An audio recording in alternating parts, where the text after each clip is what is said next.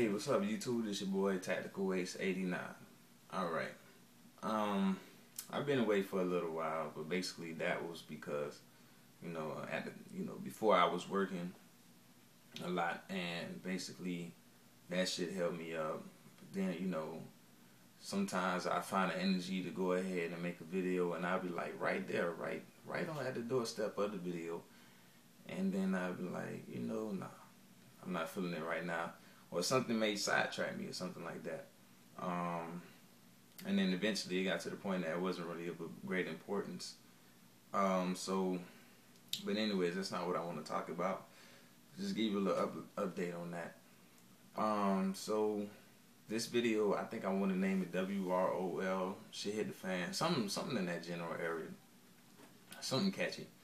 But this is that's what I want to talk about. It's a lot of times when I go ahead and watch other people's videos on basically WRL, Shit Hit the Fan, because I'm intrigued by those type of videos, but I'm not 100% sure if they are thinking about all of the possibilities when they make the video, because all of them seem like typical, like it seems like the same type of mindset, like it's gonna be all bread and butter. They got their plan and it's gonna work out just like that, right there on the dime, you know what I'm saying? But it's not gonna work like that in my eyes, because I feel like there's a lot of stuff that factors into the equation of Shit Hit the Fan and WRL. I live in Miami-Dade County. I live in, basically it's like Miami, but the whole county is basically a city. You know what I'm saying? It's a big county from Homestead all the way up to Broward County, which is basically where the Dolphin Stadium. I don't know if you know what that is, but that whole area is Dade County, Miami-Dade County. So the majority of it is city type. I can't speak for people that's in the country, people that's used to farming and all that, but for the most part, people that lives in cities like me, you got to think about it. You got to think, there's people in the city that's not really about that, oh, let's all get together, especially in my city. You know what I'm saying? A lot of people not all, let's get together, let's do this. For one thing, a lot of people in my city don't even think about this type of stuff. All they want to do is really, party, go to the club and shit, and that's cool, that's fine and dandy. But they don't open their eyes up to this stuff, to really see what's going on with the country and see all the possibilities of what the future can be, But let's say something like that was to happen, people are not going to be like that. People are not going to come together. People are going to be in panic. They're going to be in panic because they wasn't prepared, mentally and physically. They didn't have the stuff to there for them, like, food, water, guns for protection and all that. All the stuff that you guys basically talk about. And also, mentally, they wasn't prepared because they didn't even think in their mind that anything like this was going to happen. So now they're not thinking straight. Now I got to survive any kind of way that I can.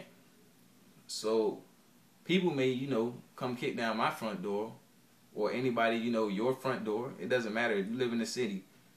It can't happen, and it's going to be more likely than what it is right now. So I feel like the way it is right now is really good, and I feel like we need to keep that. If we need to make some changes, then let's make the changes with the system. Let's be proactive and go out and do things like this, just to change the system. I'm not really like a political type person. My father is in politics a lot, but not me.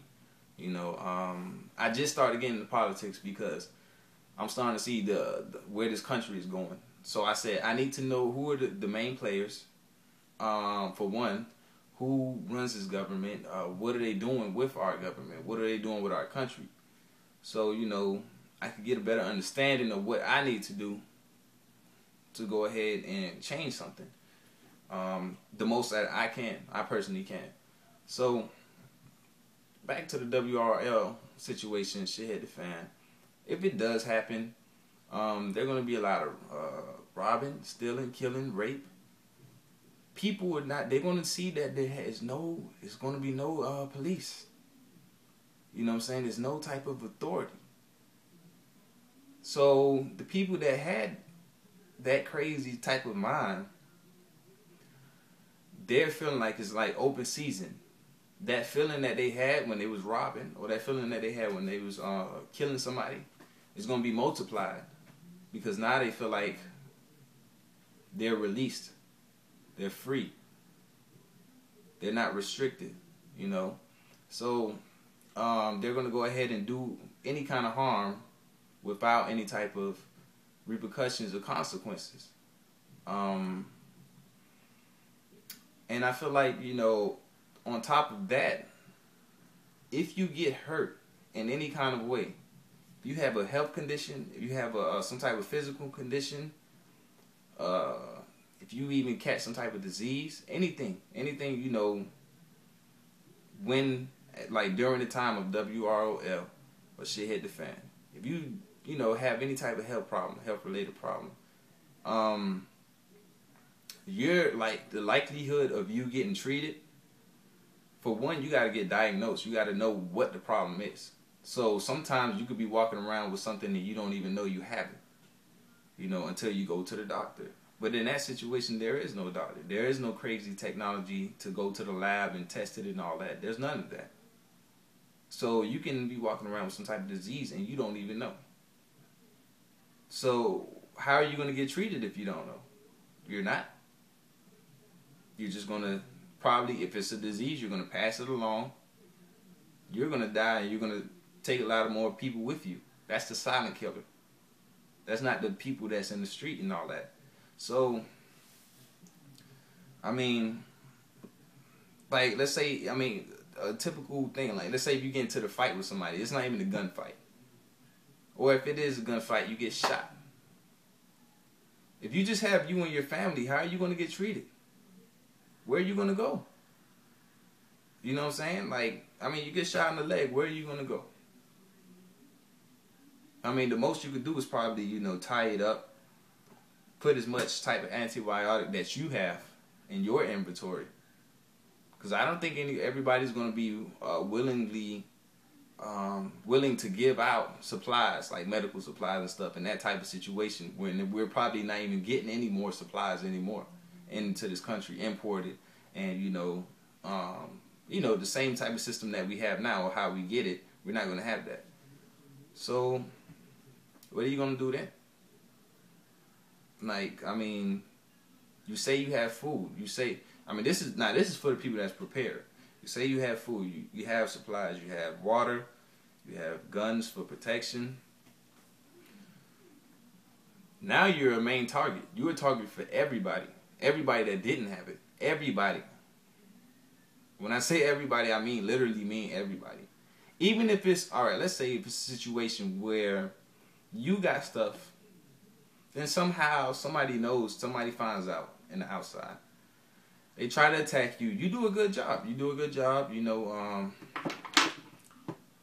you do a good job as far as, like, you know, trying to defend your family, and basically, you know, you fend them off.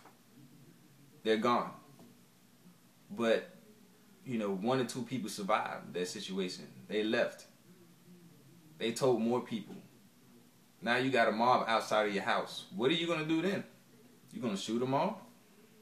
Even if you do shoot them all, how would that make you feel? You know what I'm saying?